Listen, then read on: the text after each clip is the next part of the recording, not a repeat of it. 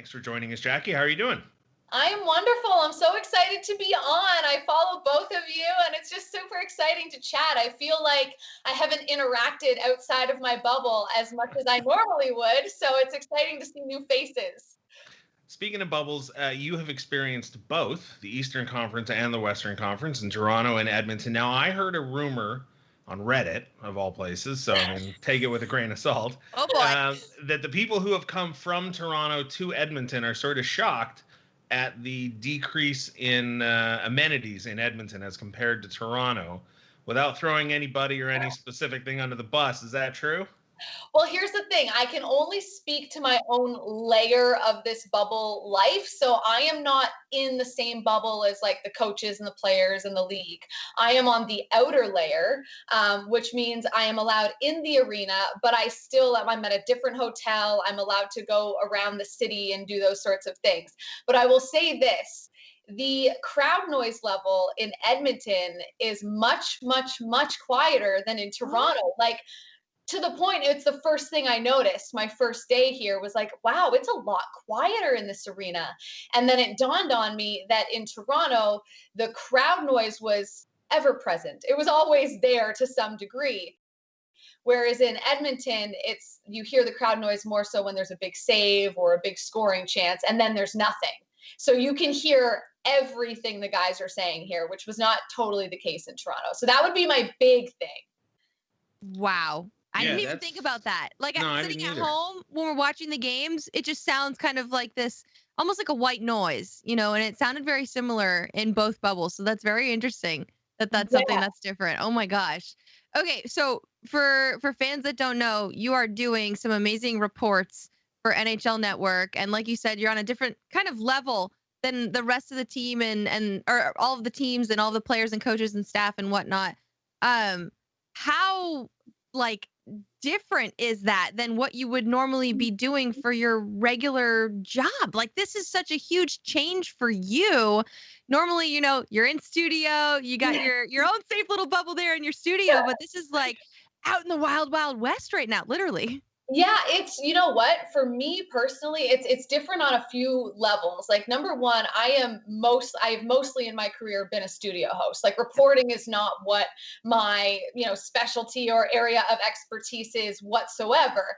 So the last couple of years, I've dipped my toe. Like, just in the Stanley Cup final, I come and I do the reporting thing as well as host NHL Now.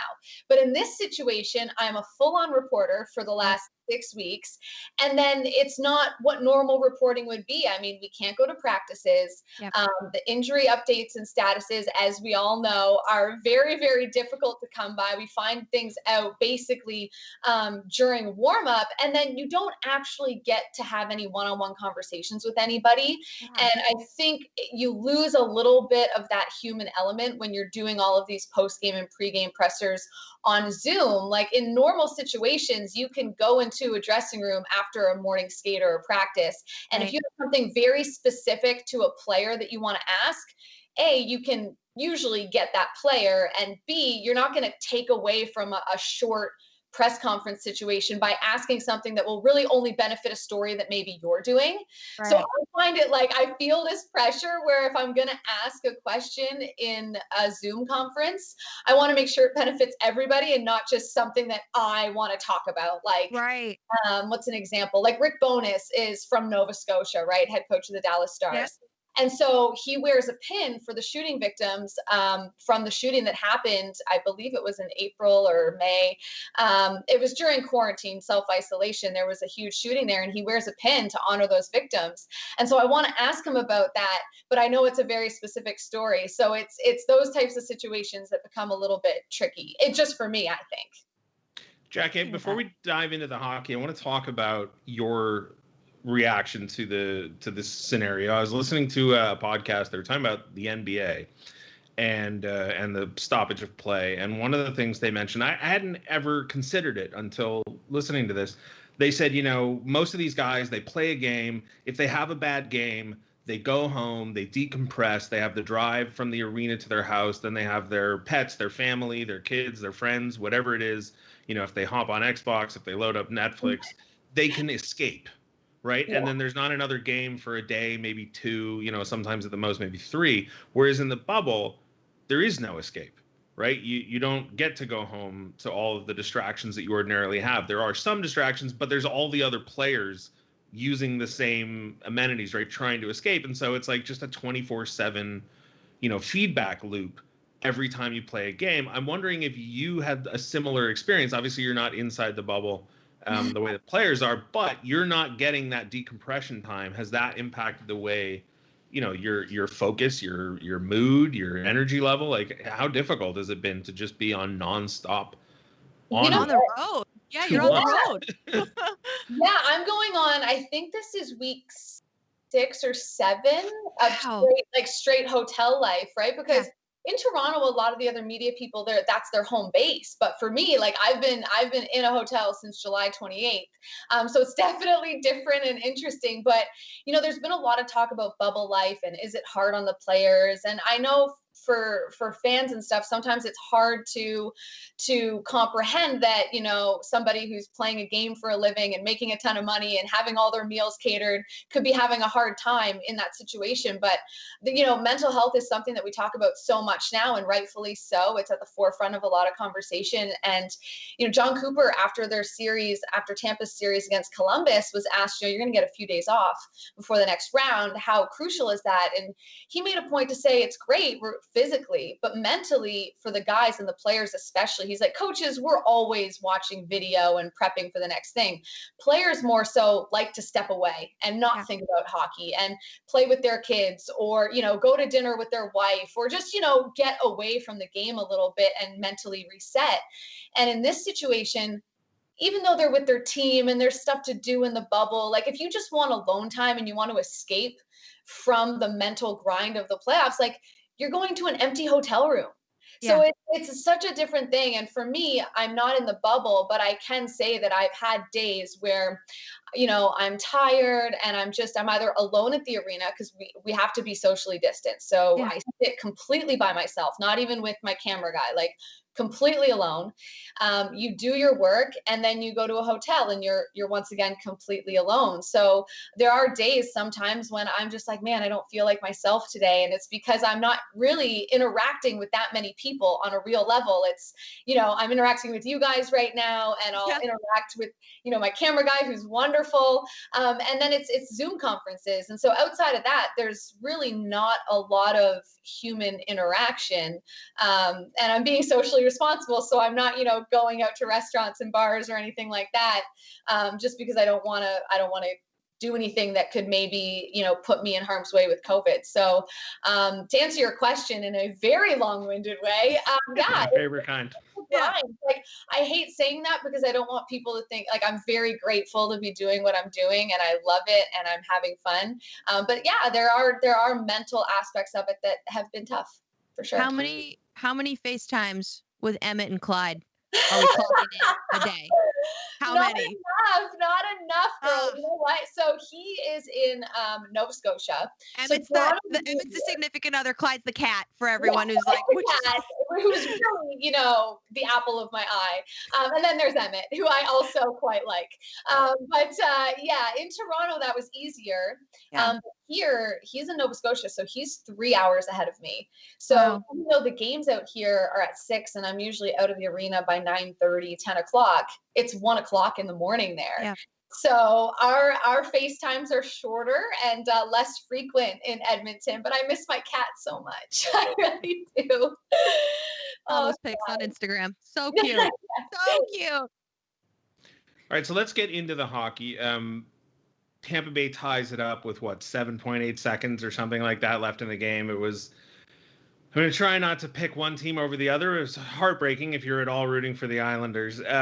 I think the Islanders would be the funnier team to win just because of Tavares.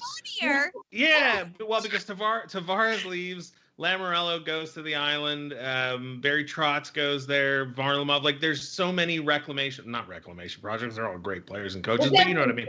Yeah. Like storyline wise, the Islanders would be the funnier, the Schadenfreude team. But Tampa Bay's been so good for so long. Is it an overstatement to say that they deserve to finally win. Like, it would be a shame if Tampa never wins a cup for how good they've been. Yeah, I would say, and this is just like a personal thing, like the word deserve. I wouldn't say they deserve it, but I will say that it's a long time coming for the Tampa Bay Lightning. And I think we saw this with the Capitals a couple of years ago, right? Like a perennial playoff team, always really good, can never get past the second round. For Tampa, it's like, they have done so much in the last decade as a competitive team, especially the core group of that team that have been to a final, that have been to a conference final, that have been a historically good regular season team only to get swept.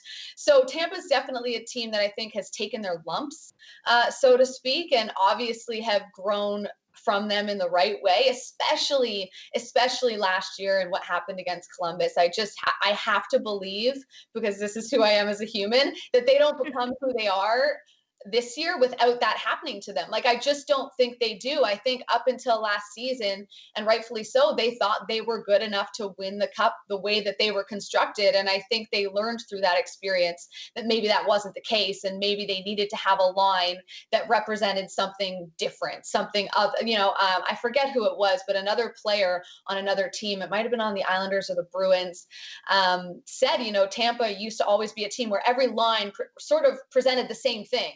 High skill, really talented players. And now they've got that third line that is much different and has really been beneficial for them at certain points during this run. So I do think they're a bit of a team of destiny, especially after watching that game. Like, there's been so many scenarios where they haven't got a call or things have gone against them and they've overcome it and they've shown that sort of internal fortitude. So last night, as devastating as it was for the Islanders, like just an absolute dagger of a game, I think it really showed how strong Tampa is. And I think John Cooper's incredible reaction when they won kind of speaks to that a little bit. Like, wow, we had everything go against us. We lost one of our best players. We're down to 9 forwards. We're taking like 5-minute penalties. We got 5-on-3s happening and they still win. So they feel like a team of destiny for sure. It's not his fault, but maybe a decade ago, I went to the Yard House, which is a bar across the street from Staples Center, after a game against Edmonton, and there was an Edmonton fan wearing a Jordan Eberle jersey at the bar, and we started chit-chatting, and at one point he drunkenly proclaimed that Jordan Eberle was the greatest hockey player alive in the league. I guess it could have been a decade ago, but maybe like 8 or 9 years ago. And we laughed at him and made fun of him. So now every time I see Jordan Eberle do something, again, not his fault at all, but every time he's on the ice for something bad, I always think back to that one fan and wonder how he's reacting to it. So seeing Jordan Eberle there as that pass from McDonough goes through, right, the entire Islanders defense with less. That was an 8-year payoff for you. Yeah, and I love really what that guy's doing. Triggers you to think about this experience in a bar like 8 to 10 years ago. He was so smug and so sure. And when we said, like, really? Like, the best player? And, like, Sidney Crosby's out there doing his thing, and, like, Ovechkin and Malkin. But no, Jordan Eberle, and he was convinced. So, anyway, shout out to that random Edmonton fan. Yeah, if he's watching, I wonder what his reaction was last night. But I wonder what, I feel like last night's loss for the Islanders probably stung more than the Game 1 loss, no?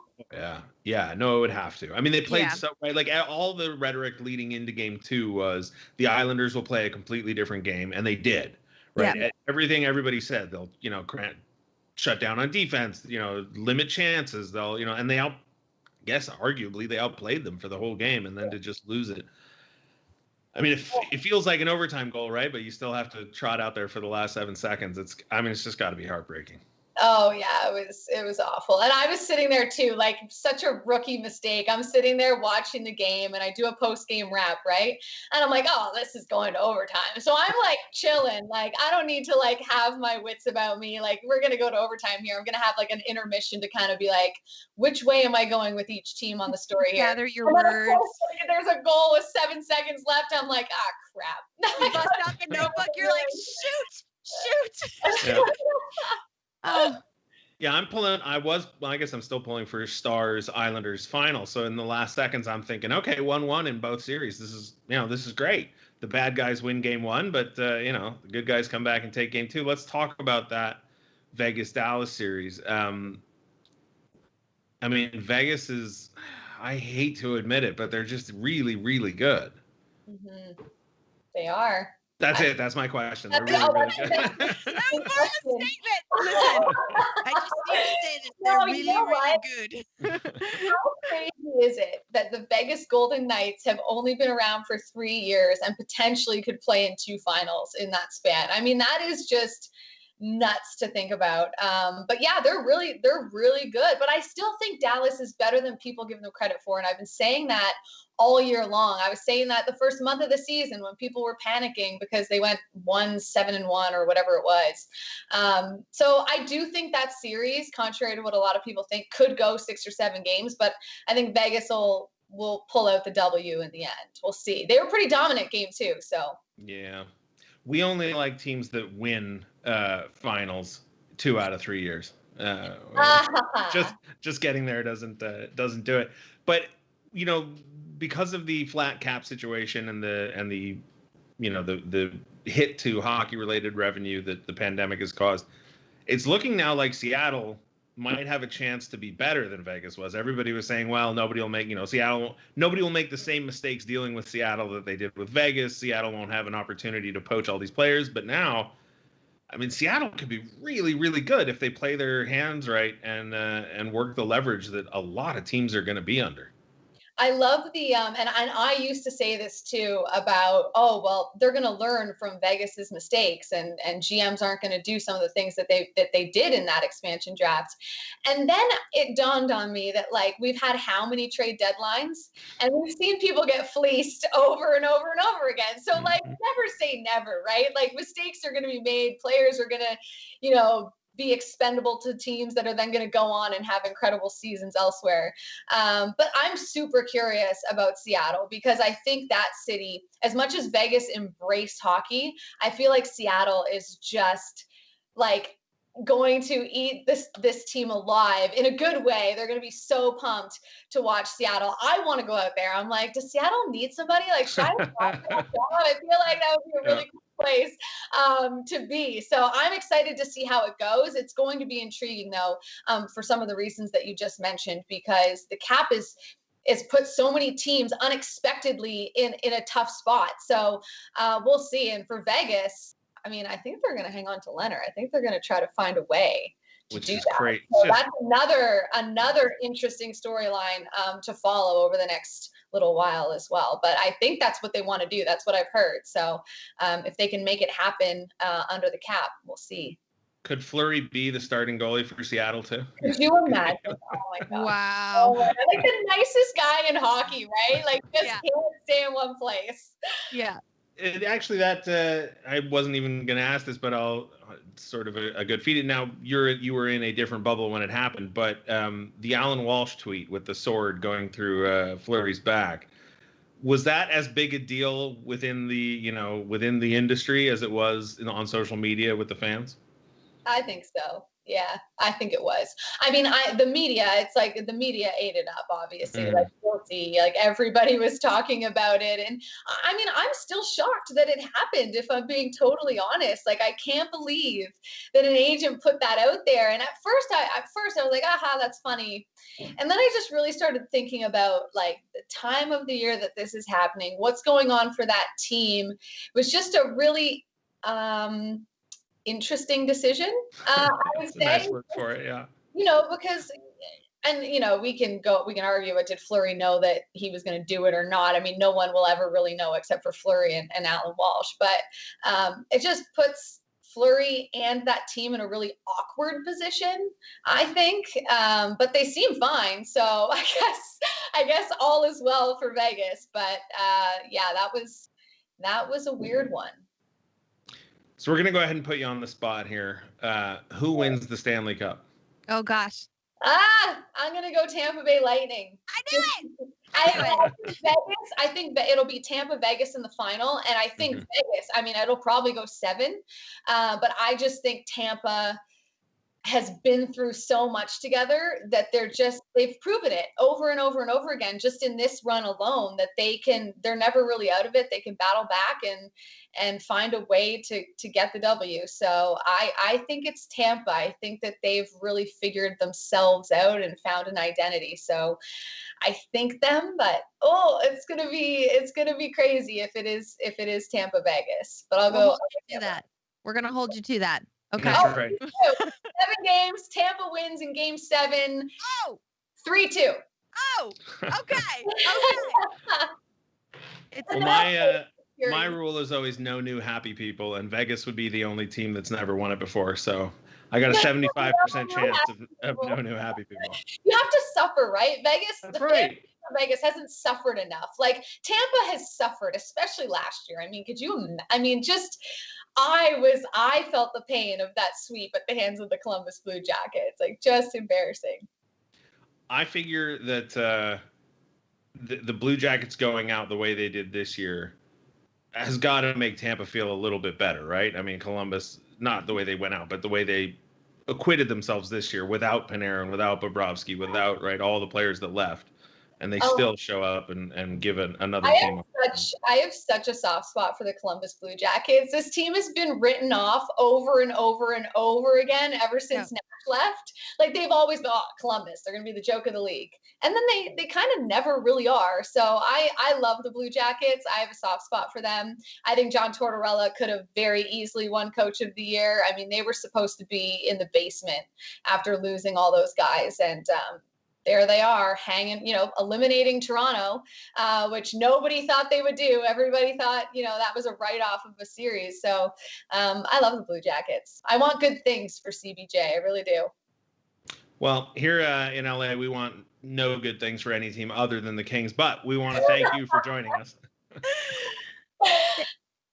Thank you, Jackie. We appreciate you coming on the show today, and have fun up in Edmonton. Thank you. You guys are the best. I love how real you guys keep it. Post more pics of Clyde, please. That's right. I'll get Emmett to send me some. I only have one. Yes. Thanks, Jackie.